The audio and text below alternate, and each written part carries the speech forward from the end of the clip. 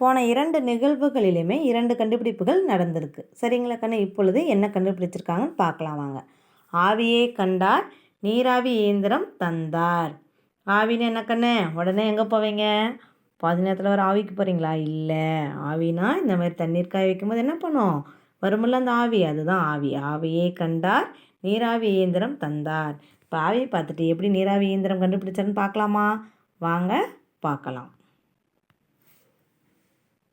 அந்த சிறுவனுக்கு வயது 12. சமையல் அறைக்குள் நுழைந்த சிறுவன் தேநீர் தயாரிப்பதற்காக கெட்டிலில் நீர் கொதித்து கொண்டிருப்பதை கண்டான். நீர் நன்றாக கொதித்தவுடன் அந்த கெட்டிலின் மூக்கு வழியாக குப் குப் என்று நீர் ஆவி வெளிவருவதை பார்த்தான். இந்த ஆவி வெளிவராதபடி கெட்டிலின் மூக்கை அடைத்தால் என்ன நடக்கும் என்று எண்ணினான். உடனே அந்த பாத்திரத்தின் மூக்கு பகுதியை மூடினான். இப்போது ஆவி வரவில்லை. சிறிது நேரம் சென்றது.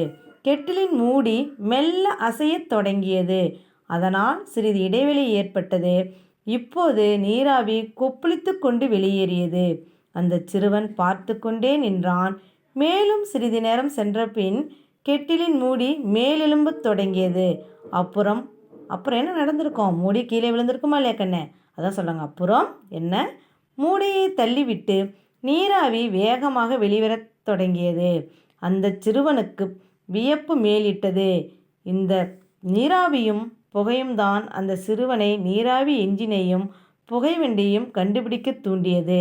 அந்த சிறுவன்தான் ஸ்காட்லாந்து நாட்டில் பிறந்த ஜேம்ஸ் வாட். இவர்தான் நீராவி இயந்திரங்கள் கண்டுபிடிக்க காரணமாக இருந்தார். இப்போ என்ன சொல்கிறாங்க இந்த பத்தியில்?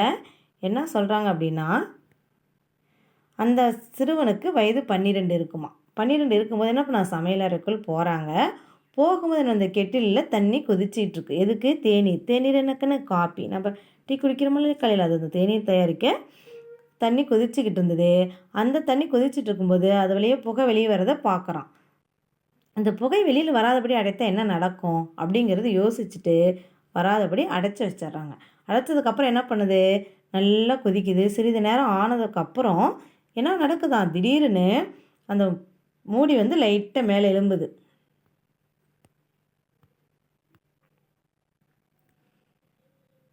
சிறிது நேரம் ஆனதுக்கப்புறம் என்ன? அந்த தண்ணி கொதித்து வரும்போது குபு குபுன்னு ஆவி வெளியே வருது. இன்னும் கொஞ்ச நேரம் ஆனது. அந்த மூடியை கீழே தள்ளி விட்டுட்டு ஆவி வேகமாக வருது. இந்த நிகழ்ச்சியை பார்க்குறான். பார்த்ததுக்கப்புறம் தான் என்ன பண்ணான்? நீராவி இன்ஜினையும் புகை வண்டியும் கண்டுபிடிக்கிறாங்க.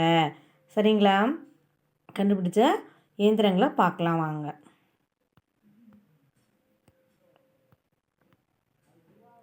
இவர் தாங்கன்னு ஜேம்ஸ் வாட். பார்த்தீங்களா? இந்த பிக்சரில் தான் ஜேம்ஸ் வாட்டு. இவர் என்ன கண்டுபிடிச்சிருக்கிறாரு? நீராவி இயந்திரம். என்ன கண்டுபிடிச்சிருக்காரு? நீராவி இயந்திரம். அந்த நீர் ஆவியை பார்த்ததுக்கப்புறம் தான் என்ன பண்ணார்? நீராவி என்ஜினையும் புகை வண்டியும் கண்டுபிடிச்சார். பார்த்தீங்களா? ஒவ்வொரு நிகழ்வுகளும் ஒவ்வொரு கண்டுபிடிப்புக்கு காரணமாக இருந்திருக்கா இல்லையா? இப்போ நம்மளை சுற்றி நடக்கிற நிகழ்வுகளோட நம்ம உற்று நோக்கினால் நமக்கும் பல காரணங்கள் தோன்றும். சரிங்களா? அவர் கண்டுபிடிச்ச இயந்திரங்கள் பாருங்கன்னு இதுதான். அங்கே பாருங்கள். இதில் வந்து புகையை விட்டுட்டு போதில்லைக்கணும். அந்த புகை வண்டியும் நீராவி என்ஜின். அந்த நீராவி படுறதுனால தான் அந்த புகை வெளியில் தள்ளிட்டு வண்டி உந்துதல் சக்தியுடன் போகுது. அவர் கண்டுபிடித்த இயந்திரங்கள் இதுதாங்கண்ணு. பாருங்கள். தெரிஞ்சுக்கிட்டீங்களா? சரி கண்ணுங்களா? இப்போ இந்த பாடத்தில் நம்ம எத்தனை வகையான கண்டுபிடிப்புகள் பார்த்தோம்? எத்தனை வகையான அறிஞர்கள் பற்றி தெரிஞ்சு கொண்டோம்? சொல்லுங்கள் பார்க்கலாம். 3 கண்டுபிடிப்புகள் பார்த்தோம். என்னென்ன சொல்லுங்கள். புவியீர்ப்பேசை கண்டுபிடித்தவர் சர் ஐசக் நியூட்டன். புவியீர்ப்பேசை கண்டுபிடித்தவர் யார்? Sir Isaac Newton. அடுத்தது 2வது கண்டுபிடிப்பு என்ன?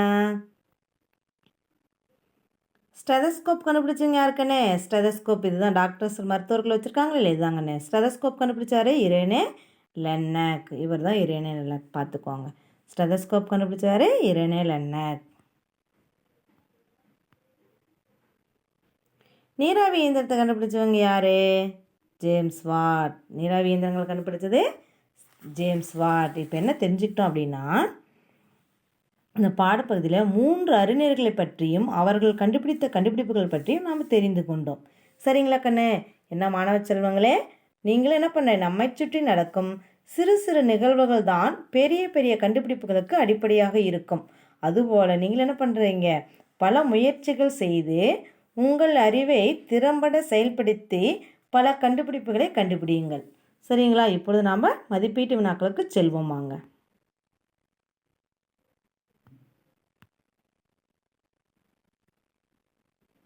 படிப்போம், சிந்திப்போம், எழுதுவோம். சரியான சொல்லை தெரிவு செய்து எழுதுக. முதல் வினா பாருங்கன்னு, அறிவியல் அறிஞர் இச்சொல்லை பிரித்து எழுத கிடைப்பது. முதல் பதில் பாருங்க, ஆ அறிவியல் கூட்டல் அறிஞர். இரண்டாவது ஆ பாருங்க பதில், அறிவு கூட்டல் அறிஞர். இ பாருங்க, அறிவியல் கூட்டல் அறிஞர். நான்காவது அறிவியல் கூட்டல் அறிஞர். நான்காவது வந்து அறவியல் கூட்டல் அறிஞர். இப்போ சொல்லை பிரிக்கும்போது எனது இரண்டு பக்கமும் பொருள் தரக்கூடியதாக இருக்கணும். சரிங்களா? அப்போ இதில் எது சரியான பதில் அப்படின்னா ஆ அறிவியல் கூட்டல் அறிஞர். சரியான பதில் எது? அறிவியல் அறிஞர். இச்சொல்லை பிரித்தெழுத கிடைப்பது அறிவியல் கூட்டல் அறிஞர். இரண்டாவது வினா, மணித்துளி இச்சொல்லை பிரித்தெழுத கிடைப்பது ஆ பாருங்க, மணி கூட்டல் துளி. ஆ மணி கூட்டல் துளி. இ மண் கூட்டல் துளி. ஈ மணி கூட்டல் துளி. இப்போ இதுவும் மணி கூட்டல் துளி தான். ஆனால் இது டன் நகரம், இது ரன் நகரம். இப்போ நீங்கள் அது சரியாக எழுதணும். சரிங்களா? இப்போ இதில் சரியான பதில் எது அப்படின்னா எது? ஆ தான் மணி கூட்டல் துளி. அப்போ எது சரியான பதில்? மணி கூட்டல் துளி. மணித்துளி இச்சொல்லை பிரித்தெழுத கிடைப்பது மணி கூட்டல் துளி. மூன்றாவது வினா, 10 கூட்டல் 2 இச்சொற்களை சேர்த்து எழுத கிடைப்பது. பாருங்க, ஆ 12, ஆ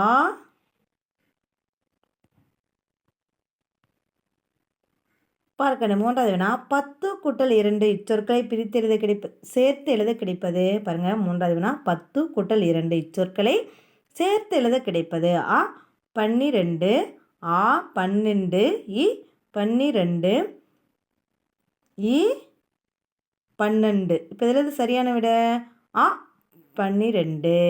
10 கூட்டல் 2 சொற்களை சேர்த்து எழுத கிடைப்பது எது? 12. முதல்ல பாருங்கள், முதல் வினா அறிவியல் அறிஞர் சொல்லை பிரித்து எழுத கிடைப்பது ஆ அறிவியல் கூட்டல் அறிஞர். அதுதான் சரியான பதில். இரண்டாவது வினா, மணி துளி இச்சொல்லை பிரித்து எழுத கிடைப்பது ஆ தான் சரியான பதில், மணி கூட்டல் துளி. மூன்றாவது வினா, 10 கூட்டல் 2 இச்சொற்களை சேர்த்து எழுத கிடைப்பது ஆ 12 தான் சரியான பதில். புத்தக பயிற்சிகளை எழுதிடுங்க. நான்காவது வினா பார்க்கணும், வேகமாக இச்சொல்லுக்குரிய பொருள். பாருங்கள், மெதுவாக, விரைவாக, கவனமாக, மெலிதாக. இப்போ இதில் சரியான பதில் எது? ஆ விரைவாக. வேகமாக சொல்லுக்குரிய பொருள் தான் கேட்டிருக்காங்க. அப்போ என்னது? விரைவாக. வேகமாகனாலும் விரைவாகனாலும் ஒரே பொருள் தான். சரிங்களா? அடுத்தது ஐந்தாவது வினா, மரப்பலகை சொல்லை பிரித்து எழுத கிடைப்பது. நல்லா பாருங்கள், மரப்பலகை.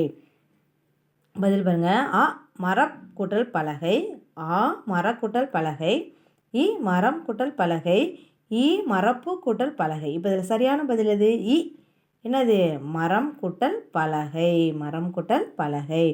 பாருங்கள், நான்காவது வினா, வேகமாக இச்சொல்லுக்குரிய பொருள் விரைவாக. சரியான பதில் எது? விரைவாக. மரப்பலகை இச்சொல்லை பிரித்தெழுத கிடைப்பது மரம் கூட்டல் பலகை தான் சரியான பதில். சரிங்களா? அடுத்தது பாருங்கன்னு, ஆ பகுதியில் கீழ்காணும் சொற்களை பிரித்து எழுதுக கொடுத்துருக்காங்க. ஆ பாருங்க, நீராவி. இது எப்படி பிரித்து எழுதலாம்? நீர் கூட்டல் ஆவி. நீராவி எப்படி பிரித்து எழுதலாம்? பிரிக்கும்போது இரண்டு சொற்களும் பொருள் வரணும்னு சொன்னோம். அப்போ நீர் கூட்டல் ஆவி. இரண்டாவது வினா, புவி ஈர்ப்பு. இது எப்படி பிரித்து எழுதலாம்? புவி கூட்டல் ஈர்ப்பு. புவி கூட்டல் ஈ நெறில் கொடுக்கணும். அங்கே ஈ கொடுத்துருக்காங்க, புவி ஈர்ப்பு சொல்லியிருக்காங்க இல்லை? அப்போ புவி கூட்டல் ஈர்ப்பு. நீராவி எப்படி பிரித்து எழுதலாம்? நீர் கூட்டல் ஆவி. புவி ஈர்ப்பு எப்படி பிரித்து எழுதலாம்? புவி கூட்டல் ஈர்ப்பு. அடுத்தது கீழ்காணும் சொற்களை சேர்த்து எழுதுக. ஆ பாருங்க, சமையல் கூட்டல் அறை. இதை எப்படி சேர்த்து எழுதலாம்? சமையலறை. சமையலறை, சமையலறை. அடுத்தது ஆ பாருங்க, இதயம் கூட்டல் துடிப்பு. அந்த இம்ம எடுத்துட்டு என்ன பண்ணணும்? இத்து. இதய துடிப்பு. இதயம் கூட்டல் துடிப்பு, இதய துடிப்பு. அடுத்து பாருங்கன்னு, பொறுத்துக. பொறுத்துக என்ன இருக்குது? யார் யார் என்னென்ன கண்டுபிடிச்சிருக்காங்கன்னு கேட்டிருக்காங்க. முதல் வினா ஐசக் நியூட்டன். அப்போ இதில் என்ன வருது? என்ன கண்டுபிடிச்சாங்க? புவியீர்ப்பு விசை. ஐசக் நியூட்டன் எது கண்டுபிடிச்சாங்க? புவியீர்ப்பு விசை. இரண்டாவது இரேனே லென்னக். இவர் என்ன கண்டுபிடிச்சாரு? ஸ்டெதஸ்கோப். இரேனே லென்னக் என்ன கண்டுபிடிச்சாங்க? ஸ்டெதஸ்கோப். மூன்றாவது ஜேம்ஸ் வாட். இவர் என்ன கண்டுபிடிச்சாரு? நீராவி இயந்திரம். ஜேம்ஸ் வாட் என்ன கண்டுபிடிச்சாரு? நீராவி இயந்திரம். அடுத்தது பார்க்கணும், வினாக்களுக்கு விடையளிக்க. முதல் வினா, மனிதனின் சிந்தனையால் எது வளரத் தொடங்கியது? மனிதனின் சிந்தனையால் எது வளரத் தொடங்கியது? மனிதனின் சிந்தனையால் அறிவியல் வளரத் தொடங்கியது. என்ன வளரத் தொடங்கியது? அறிவியல். மனிதனின் சிந்தனையால் அறிவியல் வளரத் தொடங்கியது. இரண்டாவது வினா, ஐசக் நியூட்டன் புவியீர்ப்பு விசையை கண்டறிய எந்த நிகழ்ச்சி காரணமாக இருந்தது? பதில் பார்க்கணும். ஆப்பிள் மரத்திலிருந்து கீழே விழுந்த நிகழ்ச்சி ஐசக் நியூட்டன் புவியீர்ப்பு விசையை கண்டறிய காரணமாக இருந்தது. பாருங்க, ஆப்பிள் மரத்திலிருந்து கீழே விழுந்த நிகழ்ச்சி ஐசக் நியூட்டன் புவியீர்ப்பு விசையை கண்டறிய காரணமாக இருந்தது. மூன்றாவது வினா, ஸ்டெதஸ்கோப் கண்டுபிடிப்பதற்கு காரணமான நிகழ்வு எது? பூங்காவில் சிறுவன் ஒருவன் சீசா என்ற ஒரு வகை மரப்பலகையின் மீது ஒரு முனையில் குண்டூசியால் கீறிக்கொண்டிருந்தான். பலகையின் மறுமுனையில் தன் காதை பொருத்தி எழும் ஒளியை கேட்டுக்கொண்டிருந்தான் மற்றொரு சிறுவன். ஒரு முனையில் தெளிவாக கேட்ட நிகழ்வுதான் ஸ்டெதஸ்கோப் கண்டுபிடிப்பதற்கு காரணமாக அமைந்தது. அடுத்தது பார்க்கணும், நான்காவது வினா, நீராவி இயந்திரத்தை கண்டுபிடித்தவர் யார்? நீராவி இயந்திரத்தை கண்டுபிடித்தவர் ஜேம்ஸ் வாட் ஆவார். நீராவி இயந்திரத்தை கண்டுபிடித்தவர் யார்? நீராவி இயந்திரத்தை கண்டுபிடித்தவர் ஜேம்ஸ் வாட் ஆவார். ஐந்தாவது வினா, அறிவியல் அறிஞர்களிடம் உற்றுநோக்கும் திறன் உள்ளது என்பதை எடுத்துக்காட்டுடன் விளக்குக. Sir Isaac Newton, Rene Laennec, James Watt இவர்களின் உற்றுநோக்கும் திறன் இருந்ததால் தான் அவர்கள் நமக்கு மிகச்சிறந்த கண்டுபிடிப்புகளை வழங்கியுள்ளனர். பார்த்தோமா இல்லையாக்கண்ணே? அவங்க ஒவ்வொரு நிகழ்வையும் உற்று நோக்கி தான் நமக்கு பல கண்டுபிடிப்புகளை கொடுத்துருக்காங்க. அந்த எடுத்துக்காட்டு தான் இதுக்கு. சரிங்களா? சரி, எல்லா புத்தக பயிற்சிகளையும் புத்தக வினாக்களையும் படித்து புத்தக பயிற்சி வினாக்களை எழுதிடுங்க. சரிங்களா? மீண்டும் அடுத்த வகுப்பில் சந்திப்போம்.